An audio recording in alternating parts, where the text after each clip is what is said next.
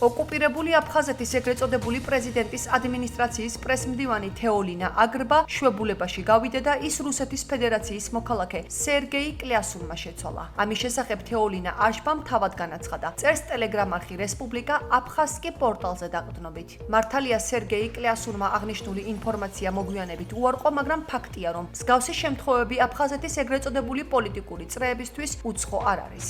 ჩვენთან საუბარში აფხაზეთის ავტონომიური რესპუბლიკის უმაღლესი საბჭოს დეპუტატი თეიმურაზ მჟავია აღნიშნავს, რომ მსგავსი შემთხვევები ოკუპირებულ აფხაზეთში ხშირია, როდესაც აფხაზ ეგრეთ წოდებულ მაღალჩინოსნებს რუსი პოლიტიკოსები ანაცვლებენ. როგორც დეპუტატი აღნიშნავს, ფაქტია, ამ გადანაცვლებებით დე-ფაქტო აფხაზეთში პოლიტიკური სურათი არ იცვლება და არ ახალია ის, რომ იქ მიმდინარე ყველა პროცესი რუსეთისგანაა მართული.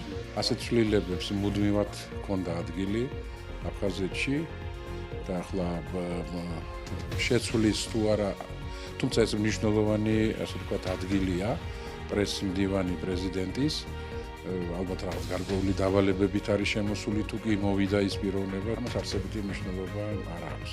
ჩვენთვის ბევრად უფრო მნიშვნელოვანია ალბათ ის ეგრეთ წოდებული საპრეზიდენტო არჩევნები, რომელიც გველის და მზადება ამ საპრეზიდენტო არჩევნებისათვის გამოიკვეთა რაღაც გარკვეული პიროვნებები, რომლებიც ალბათ ერთმანეთის კონკურენტები იქნებიან იმ კანონმა, რომელი კანონიც ეგრეთ წოდებული აპარტამენტების შესახებ, რომელიც გაწვეული იქნა, ეს იყო ის გარკვეული თვალსაზრისით ალბათ ის საშინაო დავალება, რომელიც არ იქნა შესრულებული აფხაზეთში, ამიტომ ამას გარკვეული ცვლილებები თავისთავად ცხადია მოყვება და შესაძლებელია ის ცვლილება, რაზედაც თქვენ ეხლა ხან შემეკითხეთ, შესაძლებელია აი ეს ნაწილი იყოს რაღაც მისი შემადგენელი ნაწილი იყოს, ის სეგმენტი იყოს იმ დიდი ცვლილებებისა, რომელი ცვლილებებიც ალბათ იგეგმება კრემლში და ხორციელდება აფხაზეთში როგორც წესი.